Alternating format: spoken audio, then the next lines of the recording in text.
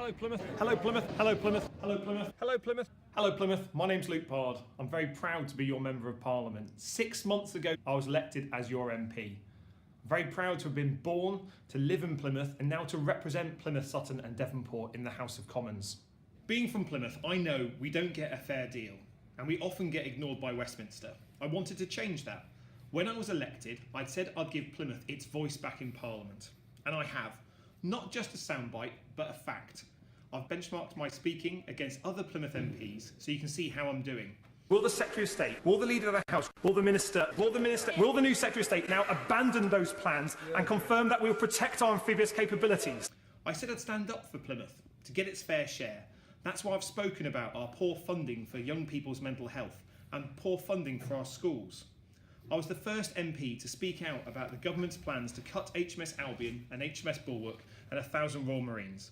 I've started a parliamentary petition and a public petition that's now attracted over 20,000 names. If you haven't already signed it, please do.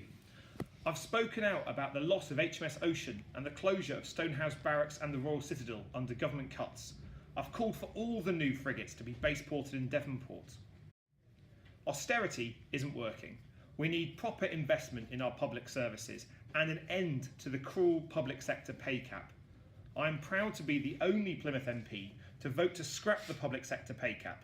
It's time we paid the hard-working staff in our schools, hospital, armed forces, fire service and so many other professions a decent wage. What estimate has the Minister made of how many experienced police officers will leave Devon and Cornwall Police this year for feeling undervalued and devalued by a below-inflation pay cut, but a pay increase, which is in real terms a pay cut? I've been standing up for Plymouth about our poor transport links too.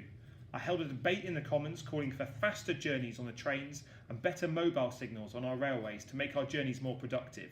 I've launched a campaign for the M5 to be extended to Plymouth.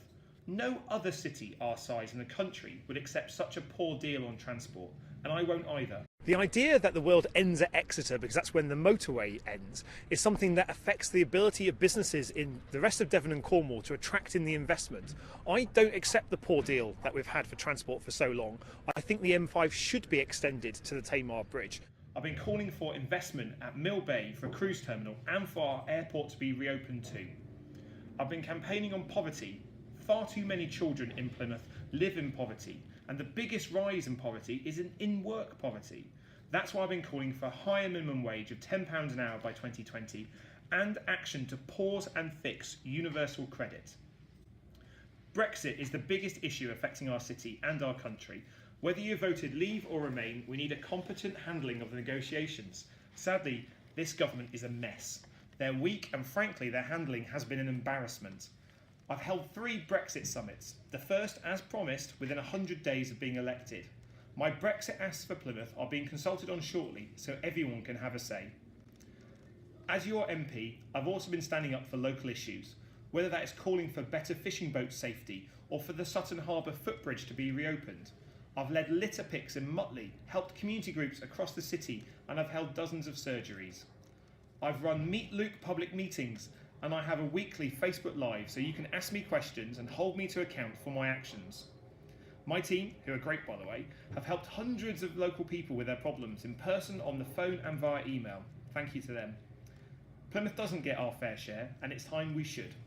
That's why I'm not going to stop campaigning and calling out bad government policies. I want to see government recognise that as a city we have so much potential to do more. We are genuinely world class in so many things.